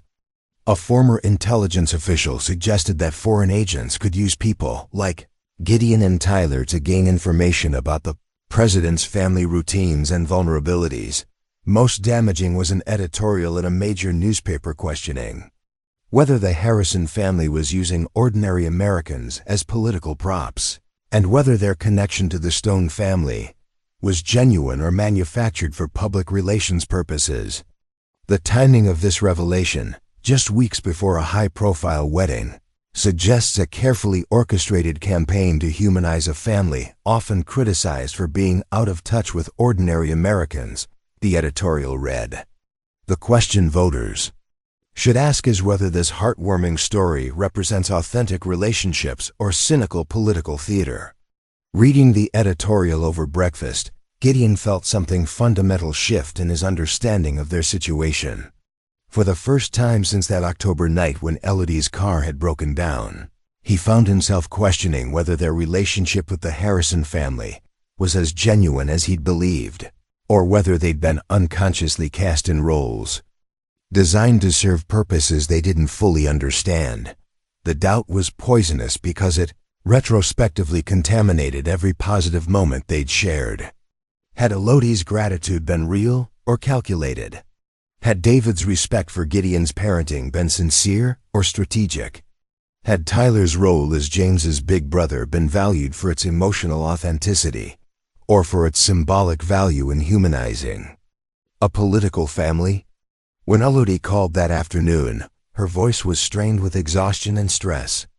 David's campaign manager is recommending a complete separation until after the election cycle, she said without preamble. He says the media attention is creating too many complications and raising questions that could damage David's political future. What do you want? Gideon asked, though he wasn't sure he wanted to hear the answer. I want what's best for James. Elodie replied after a long pause. And I'm not sure anymore what that is. The media is portraying our relationship as either exploitative or fake, and I don't know how to protect him from that narrative. So you want us to disappear? I want the circus to stop, Elodie said, her voice breaking slightly. I want James to be able to grow up without people questioning whether the people who love him are using him for their own purposes. I want Tyler to be able to go to school without being followed by cameras. I want you to be able to run your business without reporters camping in your parking lot. After the call ended, Gideon sat in his office staring at the silver-framed photograph from their reunion, trying to reconcile the happiness captured in that image with the political complications that same happiness had apparently created. Classified document Elodie had given him that first night remained locked in his safe, still unexamined, a symbol of secrets and connections he was perhaps never meant to fully understand. Tyler found him there an hour later, phone in hand and expression grim. I just got a text from James's nanny, he said. They're not taking him to the park anymore because reporters keep trying to approach him. And they canceled his playdate with the neighbor kids because their parents are being harassed for interviews. The final blow came in the form of a security assessment delivered by courier that evening. The document, stamped with official seals and classifications, recommended immediate cessation of unsecured contact between the Harrison family and unvetted civilians, pending comprehensive background investigations and security protocol implementation. The language was bureaucratic and impersonal, but the message was clear. Gideon and Tyler had become liabilities rather than assets, security risks rather than family members. Their relationship with James would be suspended indefinitely, pending investigations and protocols that might take months or years to complete. That night, for the first time since Sarah's departure, Gideon wondered if they'd been naive to believe that love and genuine connection could overcome the vast differences in their circumstances. The world of politics and power operated by rules he didn't understand. And perhaps Tyler had been right.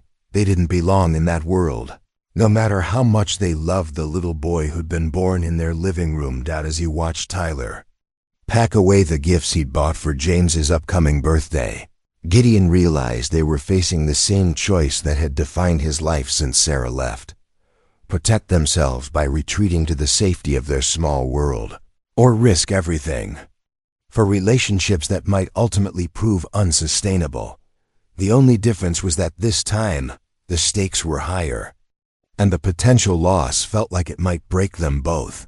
The phone call that changed everything came at 6 a.m. on a Friday morning, not from Catherine Walsh or David's campaign manager, but from President Harrison himself. Gideon, still groggy from another sleepless night, almost didn't answer the unfamiliar number, but something made him pick up on the fourth ring. "Mr. Stone, this is President William Harrison. I apologize for calling so early, but I wanted to speak with you before the day gets away from us both." Gideon sat up straight in bed, his mind racing to process the surreal reality of receiving a personal call from the President of the United States. "Mr. President, yes sir, good morning. I've been following the media situation surrounding your family's relationship with my son and future daughter-in-law," President Harrison continued, his voice carrying the kind of authority that commanded attention while remaining genuinely warm. "I've also been watching how my grandson responds when people mention Tyler's name, and I've made a decision that I wanted to share with you directly." Gideon held his breath, expecting to hear an official termination of their relationship couched in diplomatic language about security concerns and political necessities. "Mr. Stone, in my 68 years on this earth, I've learned that the most important relationships are often the ones that cause us the most inconvenience," the president said. "Political advisors come and go. Campaign managers focus on next week's poll numbers. But authentic human connections, the kind that emerge from genuine care and mutual respect, those are rare and precious." The president paused, and Gideon could hear what sounded like papers rustling in the background. "I've read the complete file on the night James was born. I've reviewed security assessments, political risk analyses, and media impact reports. But, more importantly, I've spent time with my grandson, and I've seen how his face lights up when he talks about his big brother, Tyler. I've watched him practice reading so he can show Tyler his progress. I've heard him ask every day when Tyler is coming to visit." Gideon felt tears beginning to form as he realized where this conversation was heading. "Mr. Stone, some relationships are worth fighting for, regardless of the political cost. My grandson needs Tyler in his life, and from what I've observed, Tyler needs James just as much. I'm not going to let a pack of reporters and a group of nervous political consultants destroy something that genuine." "Mr. President," Gideon began, his voice thick with emotion, "we never wanted to cause problems for your family. If our relationship with James is creating political complications, every meaningful choice creates complications," President Harrison interrupted gently. "The question is whether those complications are worth the relationship they're protecting. In this case, the answer is absolutely yes." What followed was an invitation that neither Gideon nor Tyler could have imagined in their wildest dreams. President Harrison was personally inviting them to attend Elodie and David's wedding, not as secret guests hidden from public view, but as honored family members with full acknowledgement of their role in James's life. "I'm going to make a public statement this afternoon," the president explained. "I'm going to tell the American people that my grandson was born with the help of two extraordinary citizens who opened their home to a stranger in need. I'm going to explain that Tyler Stone has become James's big brother through choice rather than blood, and that this relationship represents the best of what America can be when we extend ourselves to help others." The statement, delivered from the Rose Garden that afternoon, became one of the most watched presidential addresses in recent memory. President Harrison, speaking without notes and with obvious emotion, told the complete story of James's birth and the relationship that had developed between the two families. "Gideon Stone and his son Tyler represent the America I want my grandson to grow up understanding," the president said, looking directly into the cameras. They represent the values of service, compassion, and integrity that form the foundation of our democracy. The idea that we should hide or apologize for relationships built on those principles is fundamentally wrong. The president went further, announcing the establishment of the Tyler Stone Scholarship Fund, a program designed to support young people who demonstrated exceptional character and commitment to service, regardless of their economic circumstances or social background. Tyler Stone will be my grandson's big brother for life, President Harrison concluded. Not because it's politically convenient, but because some bonds transcend politics, and some relationships are more important than any temporary inconvenience they might create. The response was immediate and overwhelming. Social media exploded with support for the president's defense of authentic relationships over political calculation. Editorial boards praised his willingness to prioritize family values over campaign strategy.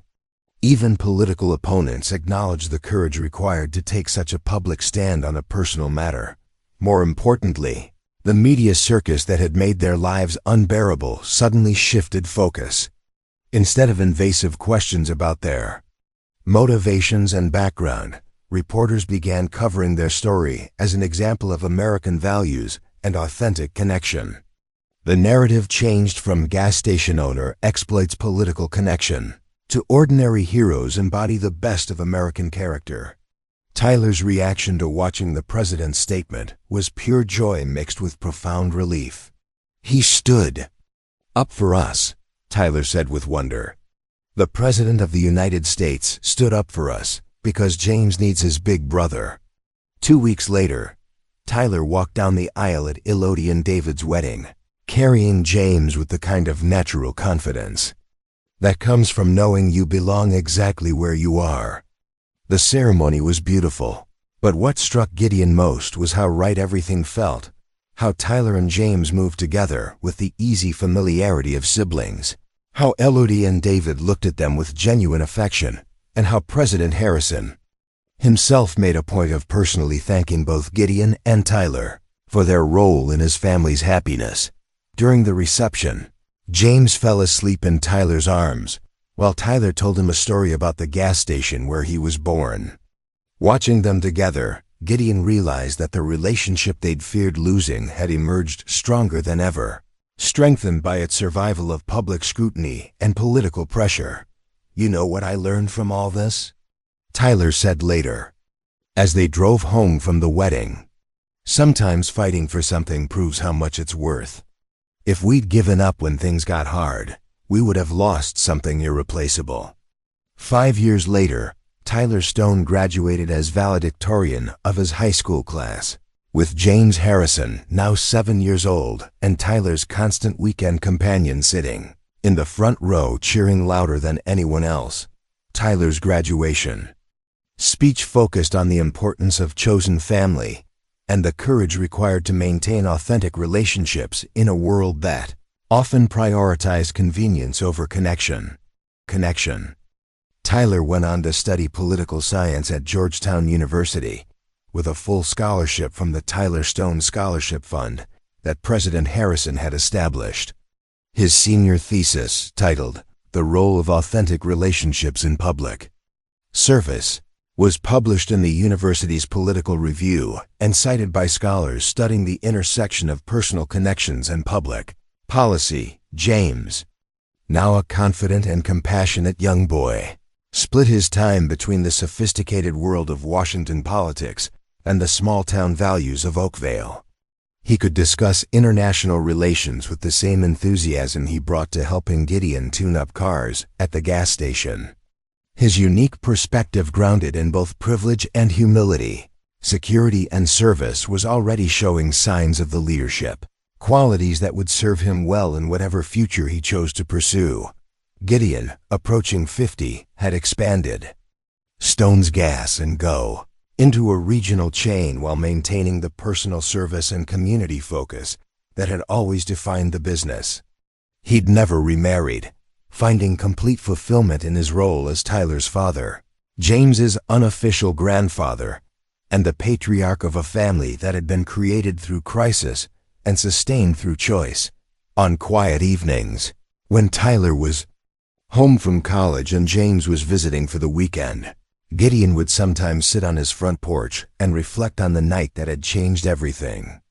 The silver locket that Elodie had given him still sat in his dresser drawer, now accompanied by photographs spanning years of birthday parties, graduations, holidays, and quiet family moments. The classified document she'd left behind had eventually been explained. It contained James's complete family history, including details about his biological father's military service and the security considerations that had initially surrounded Elodie's pregnancy. But by the time those secrets were revealed, they'd become simply interesting historical details about how their family had come to be, rather than mysterious complications to be solved.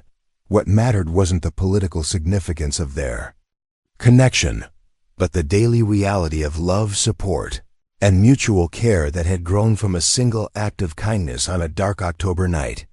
Tyler and James were brothers in every way that mattered. Gideon and Elodie had become family not through marriage or blood, but through the deeper bond of shared purpose and mutual respect. Sometimes the most profound connections truly are born in moments when strangers become saviors, and a single act of courage can rewrite incomplete stories into something whole and lasting. In a gas station parking lot in Oakville, during a crisis that could have ended in tragedy, 4 lives had intersected to create something extraordinary, a family built on choice, sustained by love, and strong enough to survive whatever challenges the future might bring. As President Harrison had said in his Rose Garden address, some relationships are worth fighting for, regardless of the cost. And sometimes, when you choose to fight for love over convenience, for authenticity over safety, and for connection over isolation, you discover that the most important victories are the ones that can't be measured in polls or calculated in political advantage. They are measured instead in the laughter of children who know they are loved, in the pride of young men who understand their worth, and in the quiet satisfaction of adults who chose to extend themselves beyond their comfort zones and found that the expansion made room for more joy than they'd ever imagined possible. Future President's grandson had been born in a living room in Oakville, surrounded by love and brought into the world by people who understood that family is something you build through showing up when it matters most. And that, perhaps, was the most important lesson any future leader could learn. Up next, you've got 2 more standout stories right on your screen. If this one hit the mark, you won't want to pass these up. Just click and check them out. And don't forget to subscribe and turn on the notification bell so you don't miss any upload from us.